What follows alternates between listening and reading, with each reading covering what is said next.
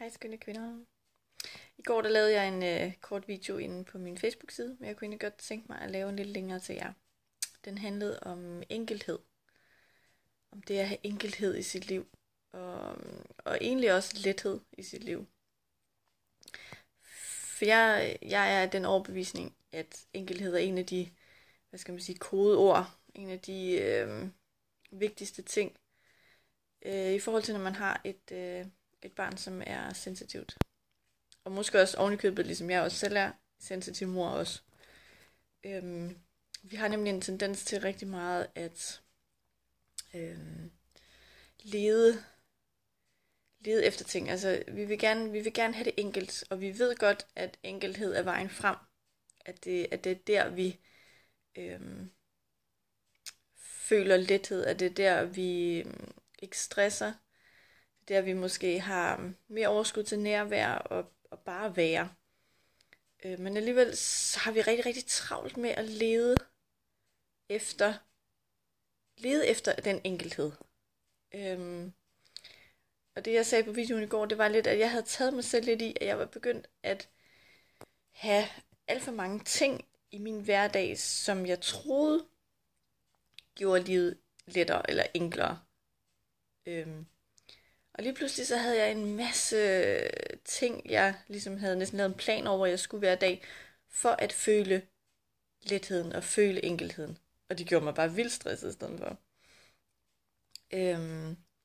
Pludselig havde jeg næsten et timesprogram, jeg skulle have delt ud over dagen, hvor jeg skulle lave nogle bestemte øvelser, noget bestemt træning, noget bestemt meditation.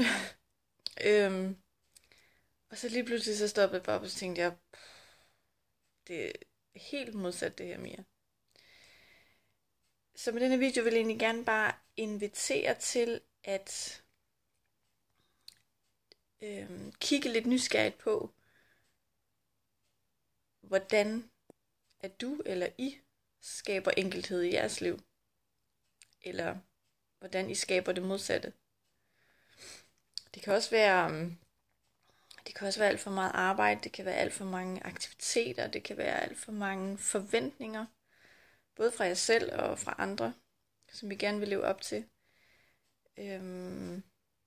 Kig nysgerrigt på, hvor eller hvordan i mit liv kan jeg skrue ned for noget, og skrue op for noget mere, som giver mere enkelhed, mere lethed, mere nærvær.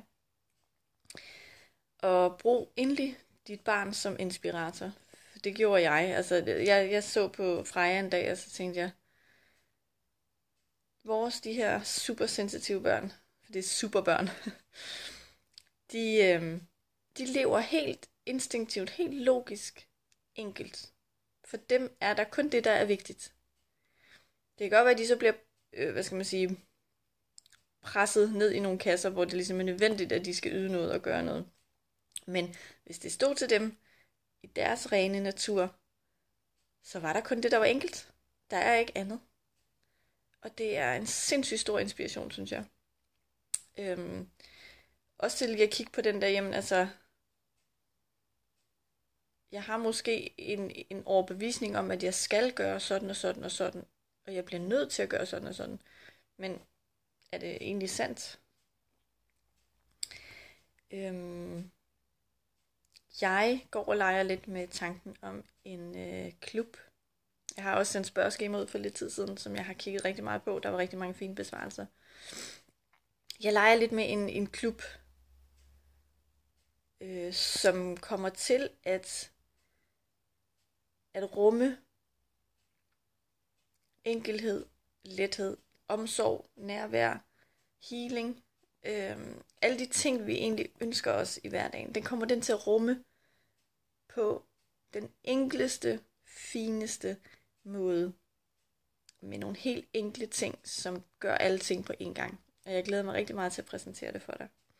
Men du får selvfølgelig besked, eftersom du er her på min liste. Så får du selvfølgelig besked som en af de første, når den kommer og skal se dagens lys. Så det var bare en lille video fra mig og en lille hilsen. Og jeg håber, at du og dine børn og din familie får en rigtig, rigtig dejlig weekend. Hej!